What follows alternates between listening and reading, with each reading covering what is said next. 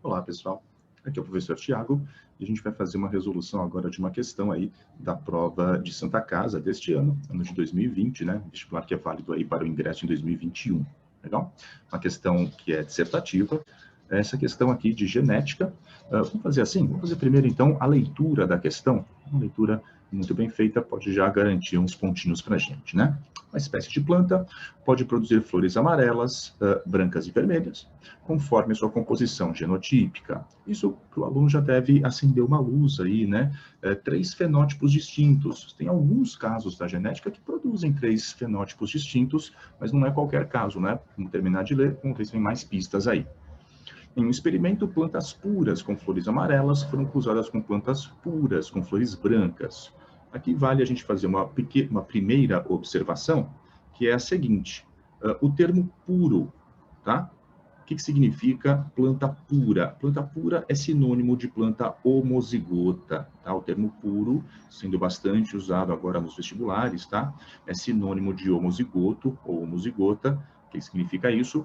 Quando os dois alelos de cada gene considerado são iguais. Tipo um azão, um azinho, é disso que a gente está falando. E isso gerou, então, né, o cruzamento dessas plantas puras gerou uma descendência com 100% de plantas de flores vermelhas. Olha que caso curioso, se a gente começar a esquematizar já do lado aqui, estamos falando de uma geração P, onde um parental produz flores amarelas, o outro produz flores brancas, ambos puros, só que os descendentes, vamos chamar de F1, produzem flores vermelhas. Muito curioso isso, não é não? 100% aqui. Legal. Vamos continuar lendo. Vamos ver o que mais que tem aqui para a gente. Quando as plantas de F1 foram autofecundadas, então estamos falando de um cruzamento dela com ela mesma, né? O resultado foi uma produção de 9 plantas com flores vermelhas, 3 plantas com flores amarelas, 4 plantas com flores brancas. Já vou chamar essa geração de F2 e vou escrever aqui, ó, rapidamente, o resultado, então. Aí vem um dado muito relevante para a gente aqui no enunciado, vou até grifar aqui no enunciado, né? Sendo que a cor branca, o fenótipo cor branca, resulta de um efeito epistático. Então, das várias possibilidades, né, de 3 fenótipos, ele já matou para a gente aqui que é um efeito epistático. O que é um efeito epistático? É quando nós temos obrigatoriamente 2 genes envolvidos nesta herança. Um destes genes se comporta como gene epistático. O que é o gene epistático? Ele causa uma inibição no outro gene, chamado hipostático. É como se o gene epistático funcionasse como um botão de liga e desliga do outro gene. Esse gene epistático eu vou chamar de gene A, apenas para simplificação. O gene hipostático eu vou chamar de gene B. Legalzinho? Ok. Já eu falo um pouco mais sobre epistasia para a gente poder avançar. Agora, uma coisa interessante. Essa proporção 9 para 3 para 4, ela é uma proporção muito suspeita. Por quê? Quando nós estudamos a segunda lei de Mendel, que é o cruzamento de 2 genes, ó, 2 genes envolvidos na herança, se resolve por segunda lei de Mendel. Então, quando a gente faz um cruzamento pela segunda lei de Mendel, que é um cruzamento de duplos heterozigotos, ou seja, um indivíduo azão azinho, bezão bezinho, cruzado com um indivíduo azão azinho, bezão bezinho, o resultado é de 9 para 3 para 3 para 1 na proporção. O que é esse 9 para 3 para 3 para 1? 9 é de indivíduos com a característica dominante dos 2 genes. A gente representa azão traço, bezão traço. Azão traço significa que eu estou juntando na mesma categoria os azão e azão azinho, né, todos juntos ali. Bezão traço, eu estou juntando os bezão com os bezão bezinho. Então, ele está tudo misturado, esses 9 16avos.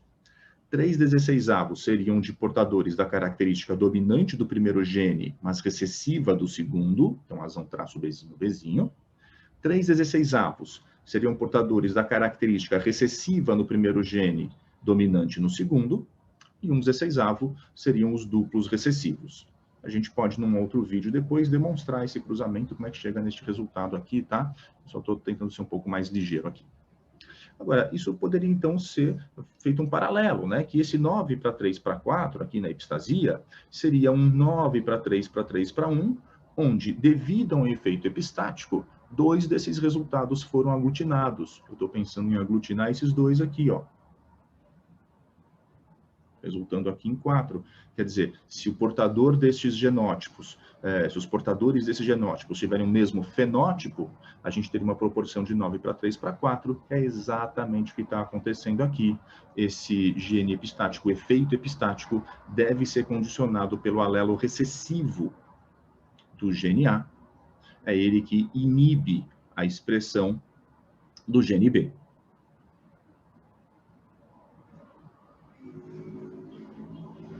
O alelo azão permite a expressão do gene B.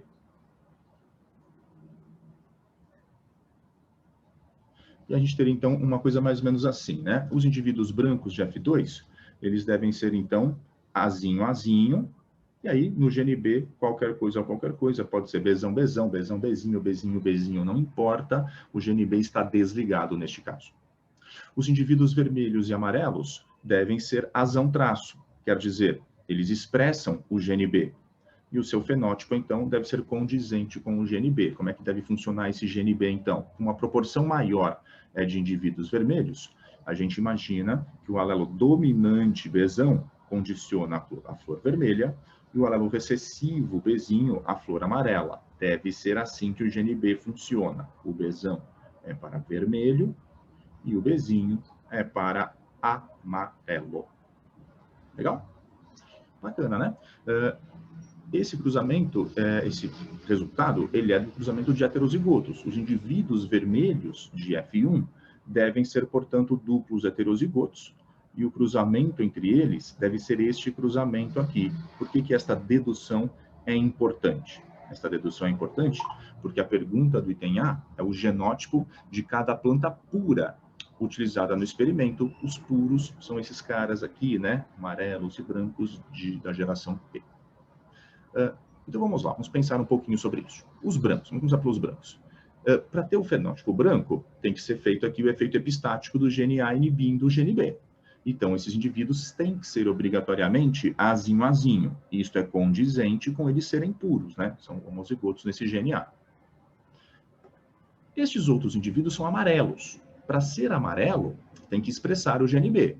Então, eles devem ser azão, azão. Por que eu deduzo azão, azão? Porque o enunciado diz que eles são puros. Então, eles são homozigotos. Então, eles têm que ser azão, azão nesse caso. Como eles são de flor amarela, o amarelo depende também do genótipo Bzinho, Bzinho no gene B. Já vou colocar, então, aqui, que esses indivíduos devem ser Bzinho, Bzinho no gene B. Ok? Como é que seria possível, então, este cruzamento gerar 100% de descendentes vermelhos? 100% de descendentes portadores de alelo Bzão? Se este indivíduo branco for portador do alelo Bzão em homozigose, se ele for puro aqui para o Bzão, também seria possível, né? Seria exatamente esse resultado. Se fizer esse cruzamento, vai dar exatamente esse resultado aqui. Legal? Essa é a resposta do item A, né? O item A queria justamente o genótipo de cada planta pura usada no cruzamento. Estes aqui, então, são os genótipos das plantas puras usadas no cruzamento. Esta seria a nossa resposta do item A da questão. O item B pede para a gente ir um pouco além, né? E fala, suponha que foi realizado um cruzamento teste, e aqui é outra coisa, outra armadilha desta questão. O aluno precisaria saber o significado do termo cruzamento teste. Cruzamento teste é uma coisa específica na genética, que é cruzar com um recessivo, tá? Então, cruzamento teste não é qualquer cruzamento realizado, é especificamente aqui, ó, cruzar com o recessivo.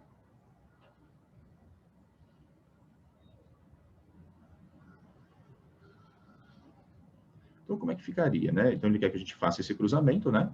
Usando uma planta de F1. E qual seria o resultado fenotípico, né? Com as suas respectivas proporções. Então, a gente faria assim. Deixa eu dar uma pequena roladinha aqui, ó, para ter um pouco de espaço.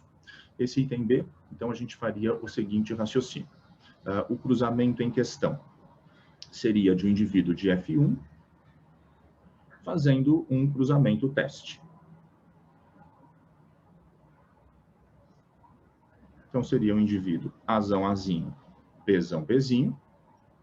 com um indivíduo Azinho, Azinho, Bzinho, Bzinho. Isto é o cruzamento teste. Então, o cruzamento teste que eu esquematizei aqui é esse cruzamento de um indivíduo de F1, né, cruzado com o duplo recessivo. Tem várias maneiras de resolver esse cruzamento. A maneira que eu vou propor aqui é pelo próprio diagrama de Punnett. Como é que funciona o diagrama de Punnett? A gente coloca aqui, né, os gametas dos indivíduos que eu estou cruzando da seguinte maneira. Este indivíduo de F1 produz 4 tipos de gametas. Azão, Bzão, Azão, Bzinho, Azinho, Bzão e Azinho, Bzinho, a proporção de 1/4 de cada, 25% de cada. O indivíduo aqui do cruzamento teste, né? Ele é Azinho, Azinho, Bzinho, Bzinho, então ele só produz gametas do tipo Azinho, Bzinho. Fazendo aqui então esses encontros, nós teremos 1/4 de filhos Azão, Azinho, Bzão, Bzinho. 1/4 de filhos, Azão, Azinho, Bzinho, Bzinho. 1/4 Azinho, Azinho, Bzão, Bzinho. E 1/4 Azinho, Azinho, Bzinho, Bzinho. Lembrar então, né, que estes indivíduos aqui devem ter fenótipo vermelho. Estes daqui devem ter fenótipo amarelo. E estes daqui, juntos, devem ter fenótipo branco. Ele pediu para a gente dar a proporção fenotípica. A proporção fenotípica, então, deste cruzamento vai ser descendentes vermelhos, amarelos e brancos, na proporção de 1/1/2. Se você quiser escrever como 1/4, 1/4 e 2/4, está valendo também, né? Tiramos isso aqui do diagrama de Punnett. Legal? Espero que tenham ido bem nessa questão, tenham conseguido aí acertar e lembrar desses detalhes. Questão difícil, hein? Questão que não é nem um pouco simples, nem um pouco fácil, envolve aí muito raciocínio, muitas deduções, né? E também um saber operacionalizar, fazer todo esse procedimento. Legal? Forte abraço, pessoal. Até a próxima.